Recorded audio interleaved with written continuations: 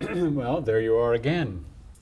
This is the sixth session in our series, and we're trying something a little different.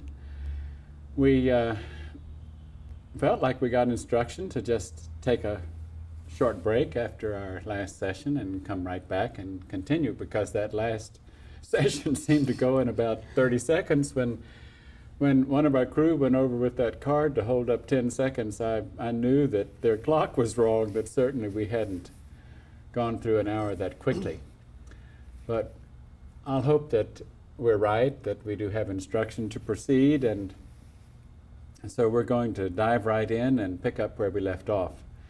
In the few minutes that we did break, a couple of things occurred to me as I thought back on what we discussed toward the end of that session. And I want to dive back into a couple of aspects of our last discussion.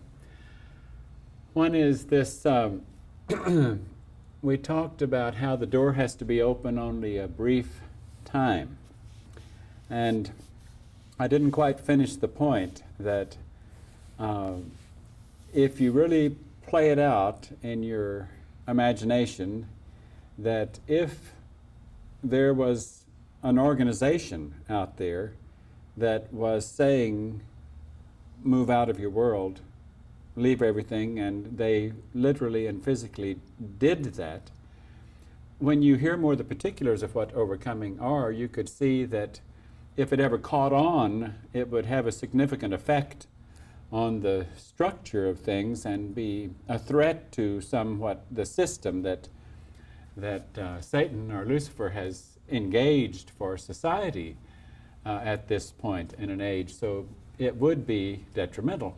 Therefore, you can see, since that is the case, even though you might not understand it yet, but you will as we go on, since that is the case, that once, let's say, like the churches that began in the New Testament, particularly Pauline letters, that as those churches continued to stay in the same town and to teach the truth, the truth had to begin to be watered down in order for them to survive. Or every last follower in every little church would have disappeared, and in order to protect their endeavor of change, in the same way that in 75 we had to disappear in order to be isolated. In other words, we had to be separated out or lifted out in order to be free to do what we had to do. And the same thing would have to happen if you continue to take an interest in this, and the further we go, it speaks to you, then you would recognize that, goodness, I'm going to be shortly, literally, physically, dropping out of the world. Now, also another point that I mentioned briefly was the martyrdom that occurred 2,000 years ago, and I said it certainly is necessary as an aspect of overcoming, even though the possibility exists. But I feel that I must mention that religions that elevate such things as martyrdom are certainly against our Father's kingdom. Our hope is that if this aspect of the harvest is successful, that we will be able to do it without too much interference. But if the needed interference for us, or I say if it is needed in order to bring us more quickly to where we have to become, in order to be survivable in the kingdom of heaven, then that's the whole issue that counts. Nothing can happen to us, even though from a human point of view, certainly things can happen to us. They could hurt us, they could throw us in jail, they could kill someone. I mean, if it got that violent. Now, hopefully the culture we live in here at the end of the age is a little bit more civilized than that, and will put to test, I'm sure, the freedom of speech and the freedom of religion and the freedom to worship God as you choose, and it will be put to the test again, even no matter how short the door is open, and we are quite aware that that test will be out there again. All right, now on to the question that June asked as we closed out that last hour. Is overcoming a moral issue, or is it a behavioral difference? We talked about how it's not particularly a moral issue, even though some things might be more right than other things because they're less harmful. And in a sense, anything that is behavior not becoming our Father's household, then in a sense it's immoral. It's wrong. But in another sense, it's simply not an acceptable way of life. The lifestyle in the kingdom of heaven has no place for it. It does not exist. Therefore, if it does not exist, then it needs to be fluffed off, or it needs to be overcome. It needs to be risen above. We talked only briefly about consuming, and I'm sure we'll get into that more in our questions. But to look at it once again, overcoming is more, let's say in the kingdom of heaven, for example, since babies do not come in through woman's womb because the members in our Father's kingdom are neither male nor female, and they seem to all be about the same age, then to still have a mindset at reproductive activity or sexuality certainly, or even connecting with the family in that way, that is inappropriate behavior. Therefore, in that sense, it's wrong if you are a potential student, if you're in a position of your growth, if you have come to overcome the world, which I feel that if you're still with us in a positive way, you more than likely have come. And you're probably standing outside that vehicle right now having a hard time with this because everything seemed to be going pretty well until I heard this. Now I can't sleep at night. I'm being shattered. And you're probably more indulgent in everything than you ever were before because you just don't know what's going on. And if that's the case, I'm afraid the earmarks might be there, that you might be marked, so to speak, by our Father's kingdom to be a possible recipient of this. But just because our Father's kingdom gives you that gift doesn't ensure it.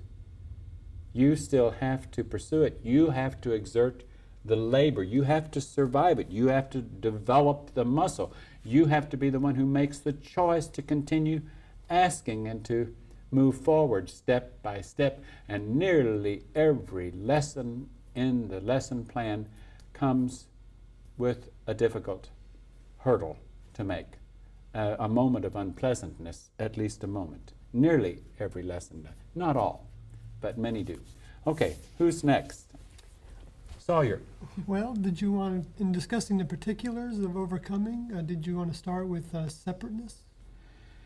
Yes, I'd like to go back to separateness. You know, we talked in a previous session about how death is synonymous with misinformation.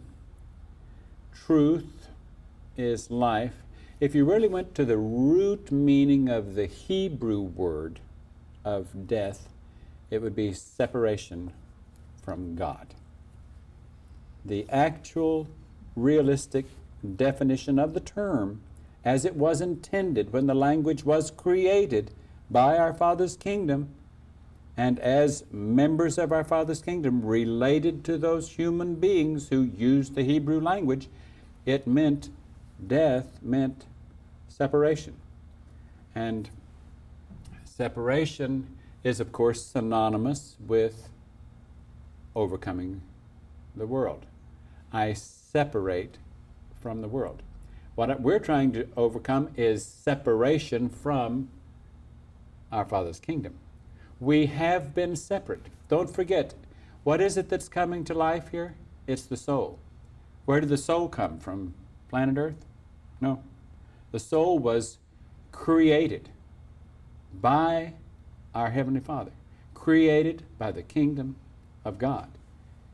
It was nurtured by him. It came only from him. So in that sense, every soul that finds its place in his household is returning home, like E.T., wanting to go home. If that soul begins to awaken, it knows, I'm going home, even though I don't remember anything about home. It's been so long, and I've been so tiny and so insignificant, and now I'm going to know what home is like, even though I've been separated. How many thousands of years have I been separated?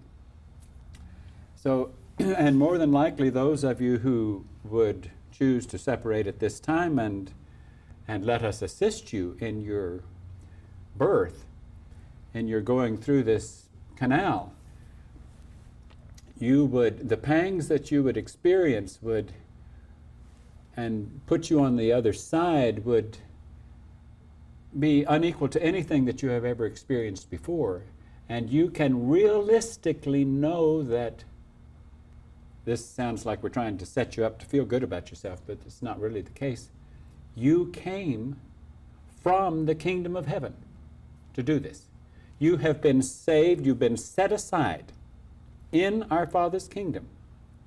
You also got a briefing before you left on what you might expect. You got some assistance in picking out a vehicle that you could associate with to some degree, even from inception or conception.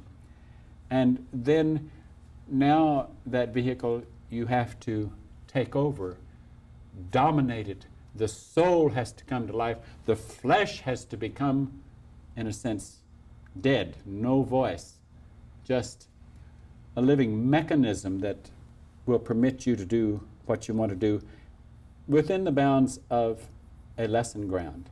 So, separation from our Father is the number one, top of the list type thing of overcoming. We're trying to destroy separation. We're trying to get back to our Creator, get back to our only real Father.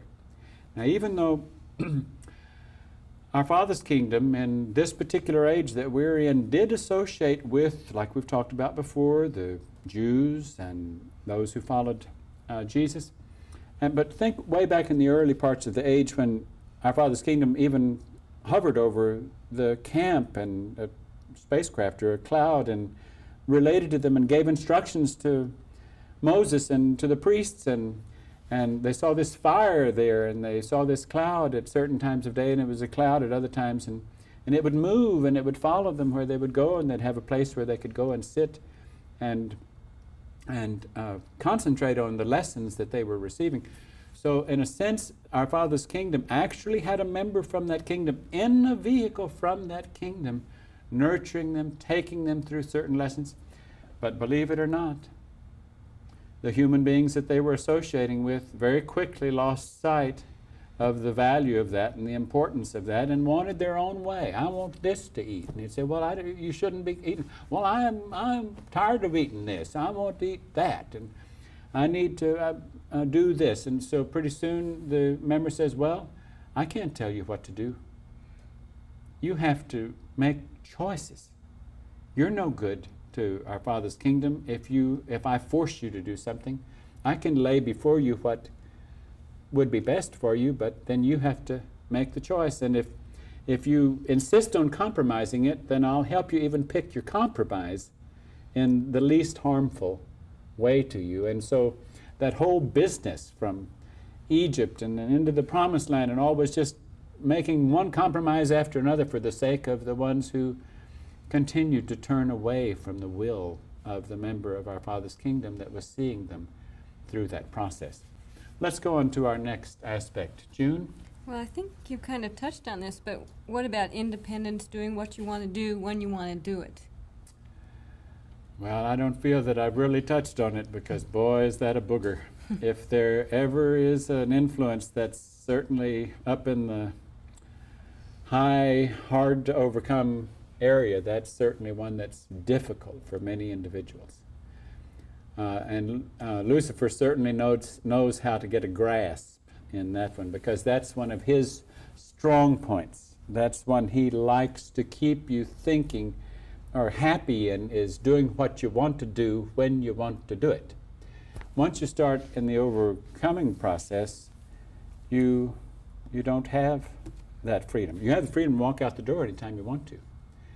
But when someone is assigned the task of taking you through a birth canal from the human kingdom into our Father's kingdom, it's not like the one who took the tribes from Egypt into Israel, making compromises because they kept insisting upon it.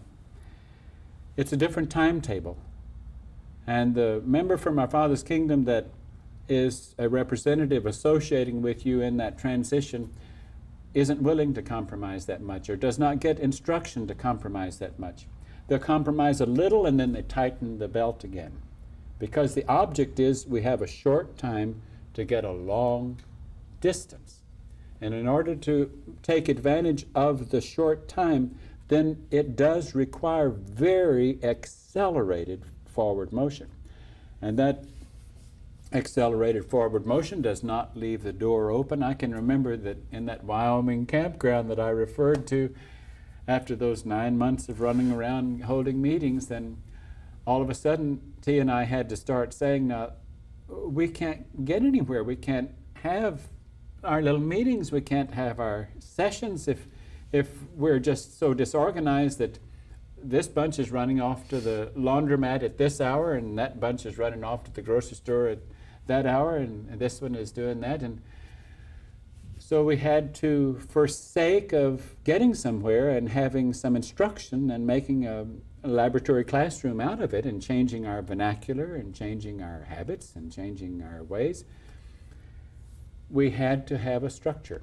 And that structure then immediately became an infringement on doing what I want to do when I want to do it. And so the individual that was still dealing a lot with, I need that pizza. We haven't had pizza for 2 weeks, or we haven't had pizza for 3 months. And we haven't been to the picture show, or when we do go to the picture show, it's not the one I really wanted to see, or I really feel like I need so much of this to consume, or so much of that, and I don't like okra or whatever it is that I found on the menu yesterday. Well, we talked a few minutes ago about, to a large degree, the path of overcoming is one of liberating you from structure. And in a sense, at this point, you could kind of compare overcoming this world to a preparation program for God's astronaut program. It's like if we're going to go to a place where you can't just run off when you want to run off and have what you want to have and do what you want to do, then you have to know that you have control, that you don't need to have your pizza when you want it. You don't need to cat around for a couple hours at night and run your car up and down Main Street. You don't need to do this or that. That you have grown up to the point that what your only concern is being a crew member, being a part of a crew. And whatever the crew is assigned to and whatever the crew wants to do, insignificant or significant, you are crew-minded. You are crew-minded. Instructions are given to the crew, and you as a crew member are crew-minded.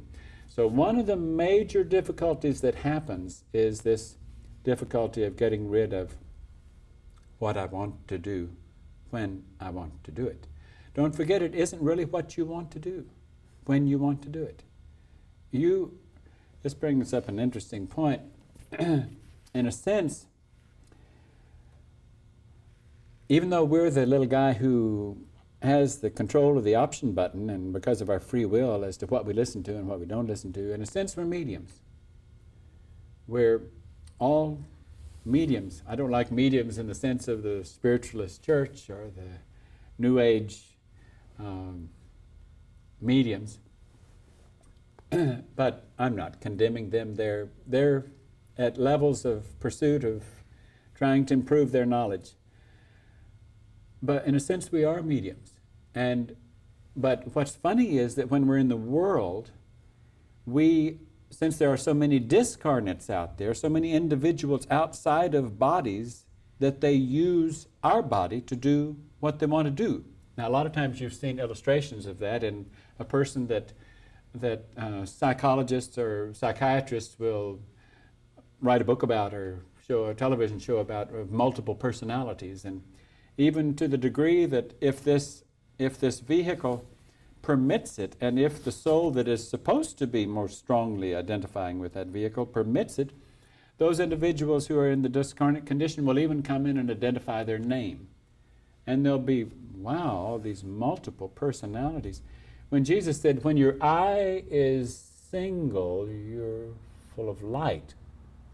And that means when there's only one soul in there, there's only one pillowcase, it's only you.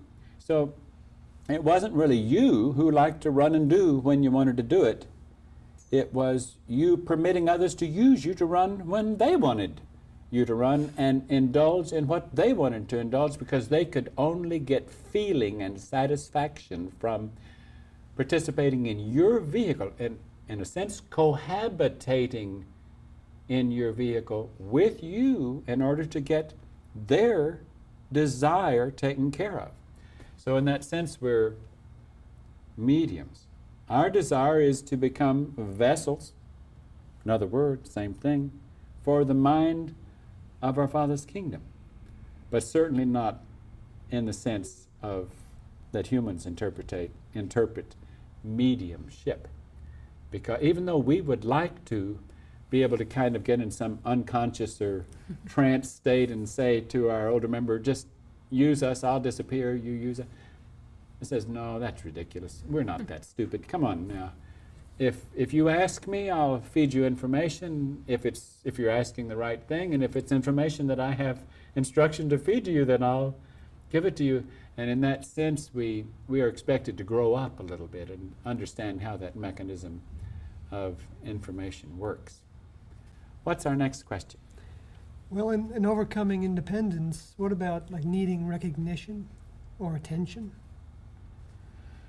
Okay, so in a sense, this wanting to do what I want to do when I want to do it, that's a kind of independence. We'll call that, we said separateness is kind of top of the list, and we'll make independence maybe somewhere close to the top of the list of something that needs to be overcome. And you said independence, is it also? Like needing recognition or your ego? Or Ego, that's good. Independence, ego. I'll say that, believe it or not, even that for the most part is not you, but it's someone from the other side wanting to, who has not overcome, wanting to, or it could be you because you're still listening to that. A lot of times we listen to the influences that we're still into. So we can't really blame the influence, because anytime we listen to influence, then we obviously haven't overcome it ourselves, or we wouldn't be listening to the influence, have we? Mm-hmm. So independence or ego, if I need attention, if I need recognition, if I want to amount to something, then these are the qualities even that were taken from the human kingdom even into our Father's kingdom long time ago by someone called Lucifer. He still couldn't get his eye off of himself, wanting to be somebody, being impatient with his assigned task, his being a member of the crew, his having to wait for instruction to come down, and he wanted to be somebody. He wanted to develop. He wanted to, and then that meant that he didn't trust in the one who was taking him through development. A lot of overcoming is a matter of patience, a matter of waiting. I mean, we spend a lot of time waiting, learning to overcome being disturbed by waiting or threatened by waiting. But independence is certainly synonymous with separateness. It's certainly synonymous with ego, selfishness, wanting attention, wanting to have identity, wanting to have its own flock, wanting to have its own corporation. So, yes, if that's something you've had to deal with that you have not overcome, and most have to deal with it to a degree when they're in the human kingdom, then this is another on our list of helping you understand some of what you're up against if you still need that recognition, or if you still need that independence, that separateness. What's next on our list? Well, what about rebelliousness? I'm afraid I would pretty much treat rebelliousness as just a side symptom of independence. Rebelliousness is just a next step of independence. It says, I wanted to do it and you didn't let me do it, so I'm going to rebel. And unfortunately, then you find yourself on the threshold of saying, I can't force you to do it. This isn't the name of the game of forcing someone to do it. I can't make you do it. You have to make me help you. The initiation has to come on the part of the seeker, repeatedly. If the thirst is weak, boy, are we in trouble. If the desire to change is weak, are we in trouble, because the teachers don't get anywhere when they see us going slow and they try to impose it on us. It just doesn't move. The movement forward occurs in direct proportion to the thirst of the individual. The desire for change, the desire of speed in that change, the muscle exerted to control that change, to rise out of that desire and discard it and look for something better and be ready for it and say, here I am, I'm ready for the next step and the next instruction. Of course, you'll be surprised, those old tests keep coming back. And the next level sends them back to us to be sure that we've really licked them and to give us another little chance to prove that we have. We can re-examine them. Sometimes they come back even stronger. We thought, wow, I thought I'd gotten past that one. Didn't have to deal with that anymore. Then some night in the middle of the night, or in total surprise, you have something in return that you thought you had really overcome, and comes at such a shock. But pretty soon you get wise and you know that it's going to return. And you're prepared for it, but you don't think about it. If you fear it and think about it, you're inviting it. So you have to block it. It doesn't exist. Don't even acknowledge it. It isn't there. And then when it comes and you're surprised, you deal with it. You get rid of it. And then you learn to be quicker at dealing with it, quicker and quicker and quicker, so that, like at first, you might make the mistake of hearing its argument. And then soon you hear less of its argument and less of its argument. And then as you progress, then you even begin to smell it before you can even identify its argument. And you put up a block for it. You put a big old Yale lock on that door before it gets to the door, because you could smell that particular quality or characteristic returning that you had once listened to.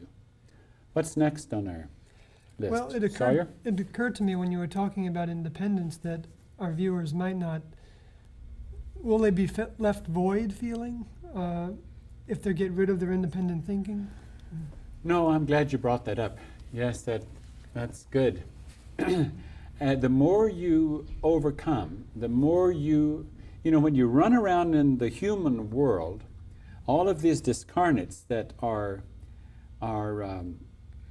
using you to be their medium, and they're having their own pleasure through you, they also are really making a place for you in the world. I mean, they give you identity. They give you success and career. They for example, it does not mean that if a soul is in a vehicle and that soul very quickly is a child prodigy at the piano, that soul was necessarily a good pianist at a lifetime. That soul may have had just a little bit of piano experience in a previous lifetime, and then a real proficient pianist says, I've found one that has enough proficiency that I think I can hop into, and boy, can we go. And then does that vehicle and that soul get excited, because here comes a pianist and this person has developed into just an astounding success as a pianist because he had the needed ingredients for this soul that was not really the one that could have taken possession. Now, actually, any of those souls can take possession if they want to. A lot of them don't really want to take possession. They just want to use. Because once you take possession, then you're responsible for it. And you've also endured running everybody else off. All these other cohabitating influences that were trying to utilize that soul. But that independence thing, like I said, really wasn't independence. It was these other influences, these other discarnates, using you to accomplish what they wanted to accomplish. So to answer Sawyer's question, as you run those guys off, you begin to lose your talents. You begin to lose your identity. Everyone arrives at a condition where they say, I just don't even know who I am anymore. I've just lost everything. And even though that can seem so traumatic to them, it's the best place they can find themselves. Because at that point they can turn right around and say, I must be succeeding in this task of overcoming. What do I want to be? I want to be putty. I want to be putty in the hands of my Heavenly Father's kingdom. That's what I said I craved. Now here I'm put to the test. Do I crave that? Do I care whether I, or do I want only to be a servant? Do I even want to be a servant? Or do I just want to be any servant? Do I want to be available? Am I satisfied with being available and not interrupting, not causing problems, but being someone who can contribute? Maybe if all I can contribute is to mix the batter for the cake, then can I do it without causing problems with the other crew members? Can I do it in a right relationship with them? Or do I want to shine somehow? Have I still got that much that still needs that? Excuse me. This is all a part of going through that womb. As a soul in the human kingdom goes through a womb in order to re-enter, it does the same thing. It loses its identity. It loses the consciousness of who it was. Now, all this effort that's been made by metaphysicians and certain New Age groups to have life readings and to try to help people identify with their past, I'm afraid it does more harm than it does good. It doesn't do any harm to know that you've more than likely had a past, and it might have been a lengthy one, but if I connect you with that past and try to bring it into realism, I can also turn on old buttons that you worked hard to turn off. I can remind you of your alcoholism, or I can bring it back into place, or I can remind you whatever it was that you worked so hard to overcome. And knowing that past is of no significance, there's only one past that is of significance to you, and that is your past relationship with your Heavenly Father and His relationship with this kingdom, His relationship with His representatives, your relationship with His representatives, His kingdom, and anyone else that was associated with His kingdom that you have come. That's the only past that is of any significance to you. I don't believe that T and I believe we can safely say that we cannot remember, nor do I expect that we will remember when we're back in the activity of our Father's kingdom, that we will see a posting of a piano concert anywhere. Or that we'll see a posting of NFL football game, or of the Presbyterians, or of any other profession that I could think of that exists in this kingdom level and does not exist in that one. Now those, I'm not condemning those things. They were lesson grounds. They were stepping stones. They were places to get into, learn from, and get out of. And to rise above, to see through, to get new values and see that they weren't as valuable as you thought they were. A real irony here is that from our Father's point of view, the most intelligent, or what humans would call the most intelligent people, and the most schooled people, and the most really scholarly people, are most usually, from our Father's point of view, the most ignorant. Frequently, the person who has no schooling at all, who might at this moment be a street person, or a wino, or live in the sticks in the Appalachian Mountains, but sit out on that little mountain and talk to their God all the time and wonder why it is that they feel guilty about some of the conduct that goes on in their life and in their household. And sometimes the most simple people that deal with the most simple problems get closer. And they usually are simple people dealing with simple problems also because of their relationship with their Father. I mean, don't forget, growth pattern is when I ask, He usually presents me with something that I could see as a problem, or I can see as a positive, and move forward from that. What's next on our overcoming list? Well, if you think we've covered independence for the moment, should we move on to overcoming sensuality? Overcoming independence for the moment and talking about sensuality. I'm sure we'll come back to independence, but sensuality is such a big, big picture, and it is so separate from our Father's kingdom. It is so inappropriate for our Father's kingdom because, as we have discussed, not only the reproductive system is not existent in our Father's kingdom.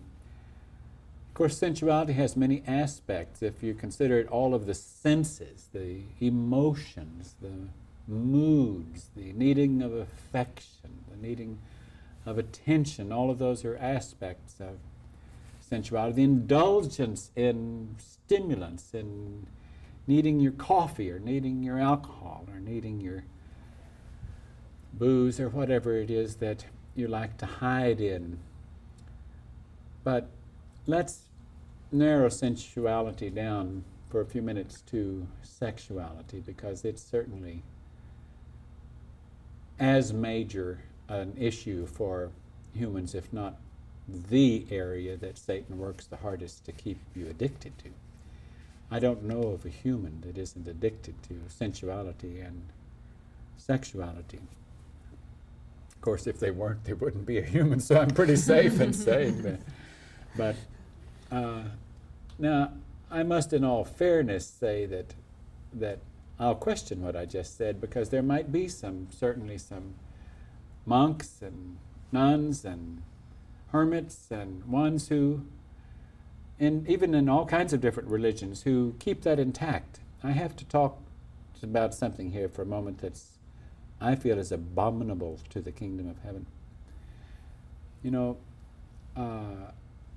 I've even read of groups that are pretty esoteric, pretty hidden, like certain Essene groups and certain monastic orders and certain isolated religions that would even go so far as to stimulate their sexuality, as if by stimulating their sexuality it somehow or other sent that energy force, that kundalini, that into the brain, and caused capacity for enlightenment to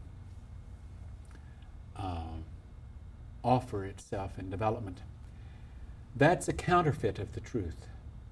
It is true that as you restrict yourself and you separate from sensuality and sexuality, and as you close that door totally, and those hormones stop acting in your vehicle, and even when they act, you don't hear them, and you don't give in to them in the least. It is true that then you move into a greater capacity for higher knowledge and higher understanding and more muscle and more strength to deal with things other than sensuality and sexuality.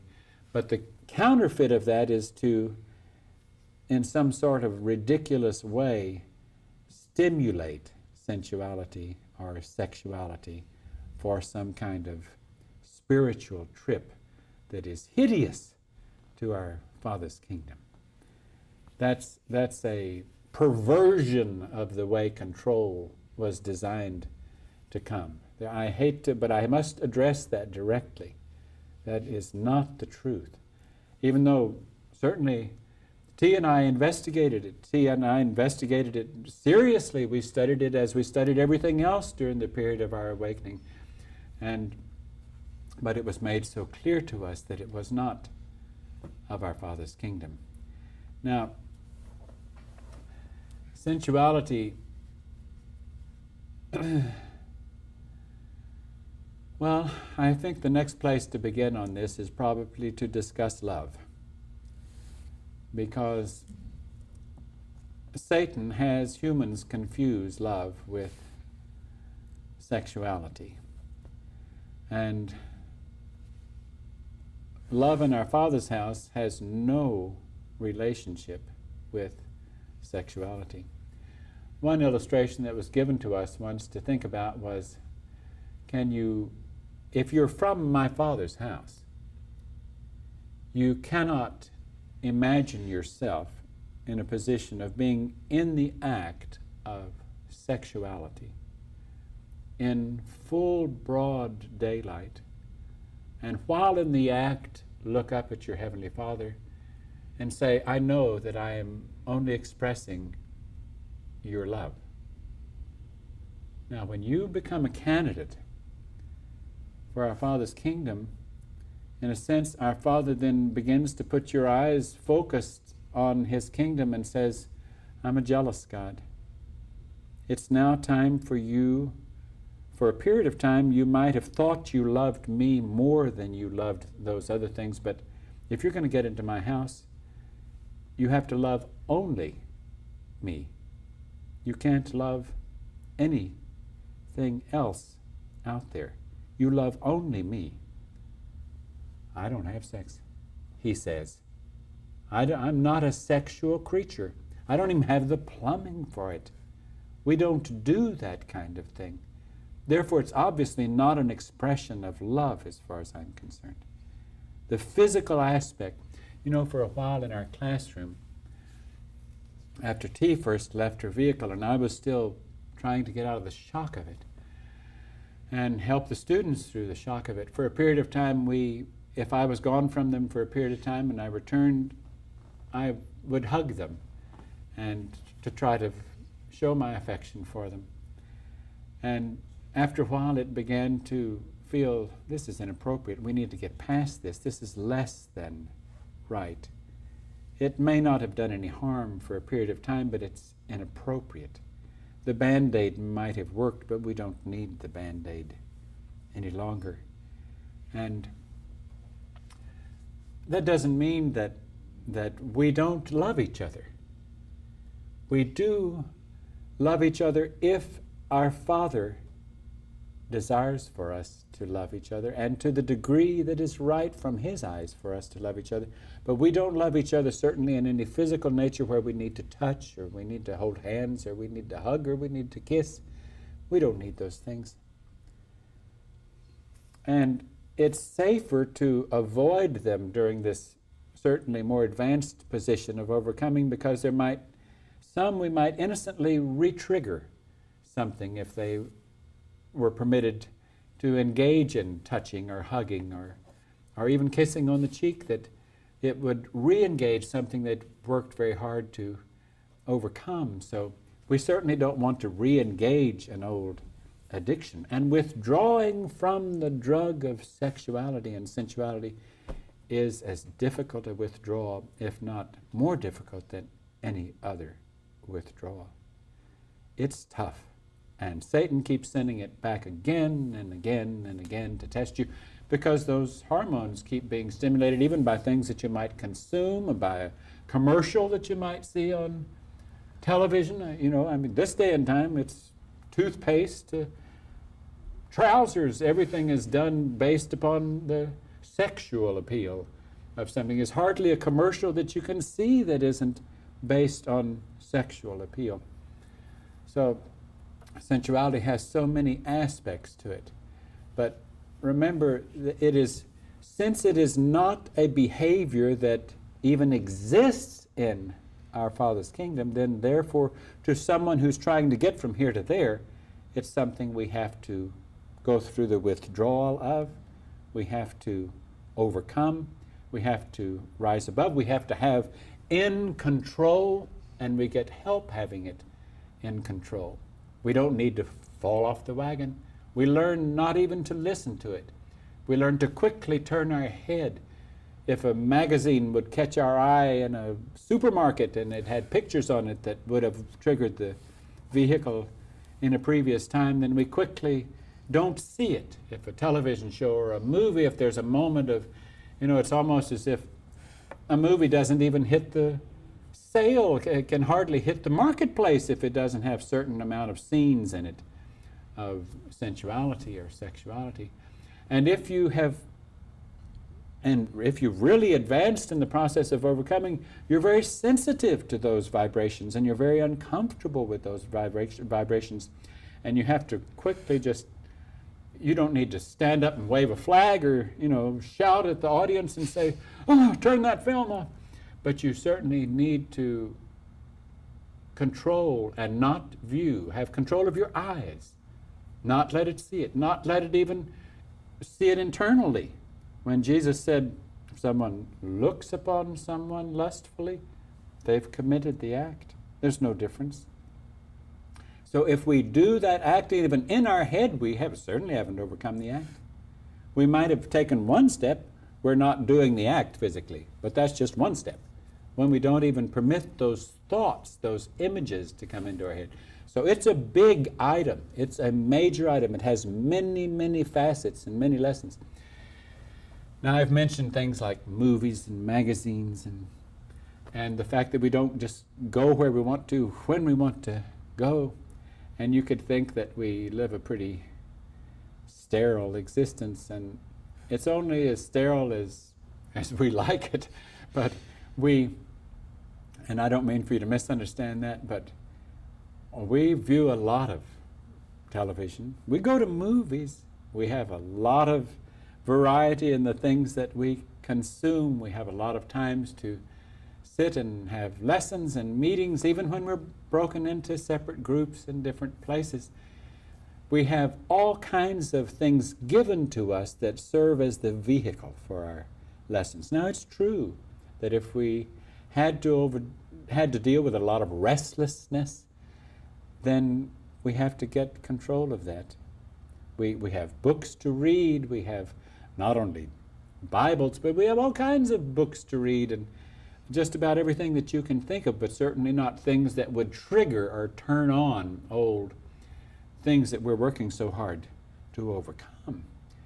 Even though some of the books that we might have some pages in it of that, is the same as when different ones in the class will climb in a vehicle and go to the movie. They know that they can see that movie and they can turn off that scene. But they also do censor the movie to the degree that if the movie has too much of that in it, they consider it off their list. They don't want to see it. It's not worth it to them. But, while I'm thinking about a movie, I have to bring up that the class recently saw the movie Hook. And it was interesting that, and of course Hook represents the evil, or Satan, and Peter Pan represented the good guy. And when Hook had Peter's rightful son in his presence, he wanted really to see if he couldn't get Peter's children to see him as father and to imitate him. He didn't have much success with Peter's daughter. She couldn't quite stop doing anything but missing Peter. But with the son for a while, because the son didn't really understand much about Peter as his father, the son for a while bought into Hook because Hook gave him so much attention and elevated him so, as does Satan.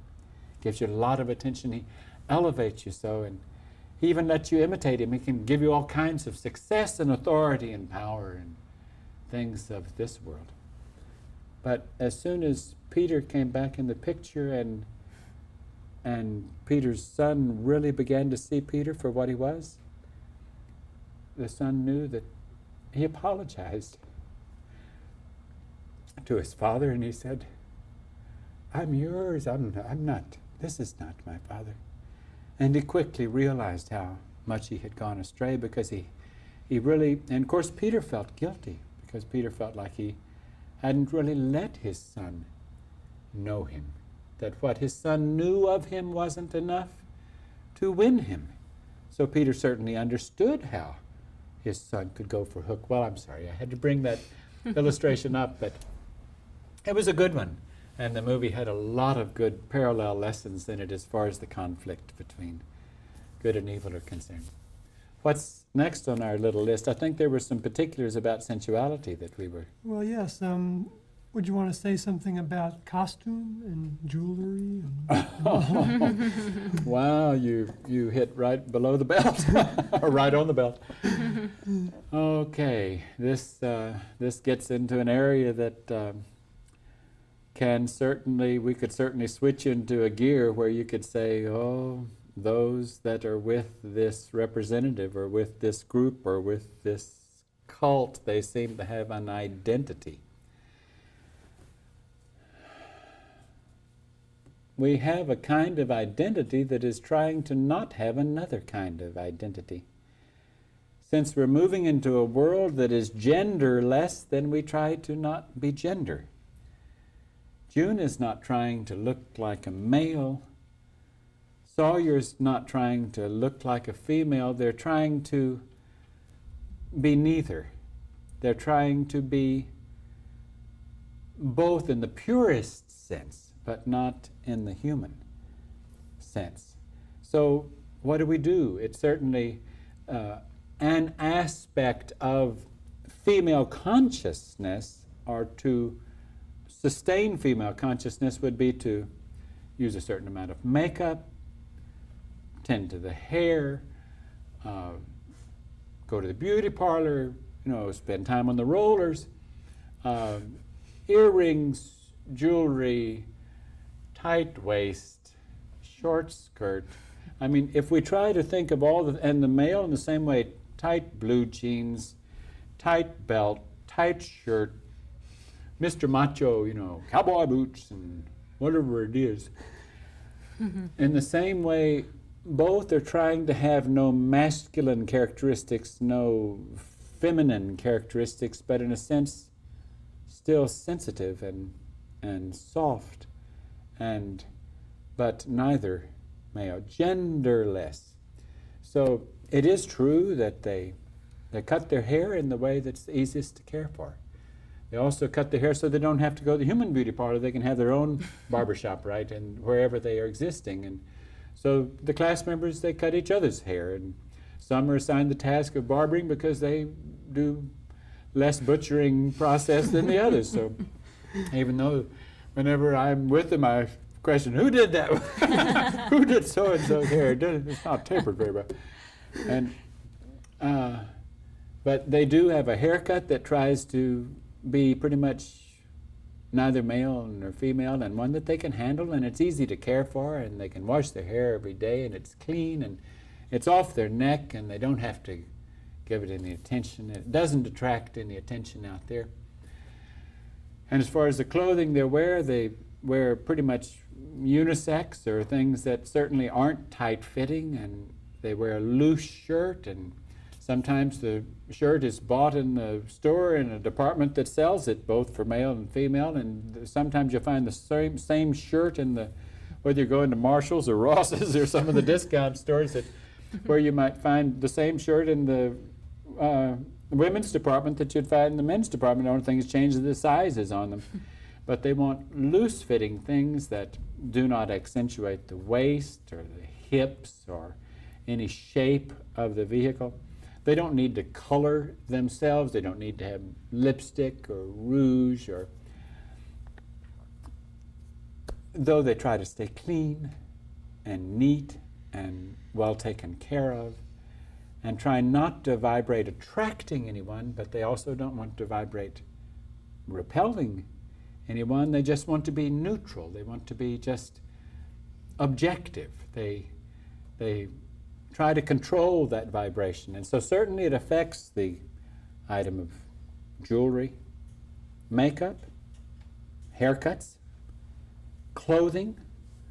And as hard as they try to kind of be unidentified in that way, whenever they go someplace and then they go back to that place again, like if a partnership goes to a market, and then another partnership goes to that same market, that inevitably if they go to the same checkout counter, they say, well, I saw you here just yesterday. Even though it wasn't the same ones at all, it was someone else in the classroom, but their vibration seems to be so different that whoever it is that's representing that way, we try so hard not to have the clothes look alike, and in spite of our effort, they all seem to look alike in the eyes of others. And so we try to work hard at not doing that, or at least knowing that possibility exists. But you have to examine. You have to say, well, do I need to cling to my femininity? Do I need to cling to my masculinity? Because if you do, you're not really ready to make this transition from the human kingdom into our Father's kingdom, because if you go back and read your scriptures, you'll find that there is no marrying, there is no male nor female. So it is a genderless kingdom.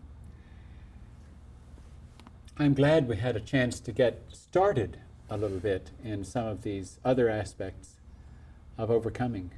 We've given you a lot to think about. You know, as I think about our previous session, I realize that, as I go over it in my head, I know that we weeded out quite a few who watched that session.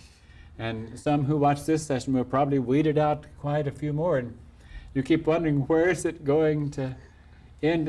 Will we weed them out so that no one responds? And if that's what happens, if we're doing the will of our Father, then that's all that matters to us. We are not getting any points by how many might listen to us and follow us. We only want to do what is instruction from our Father's kingdom. I see those cards, and that last one said 10 seconds, and that one now says 5. And we'll see you in our next session, and we're glad that we're here.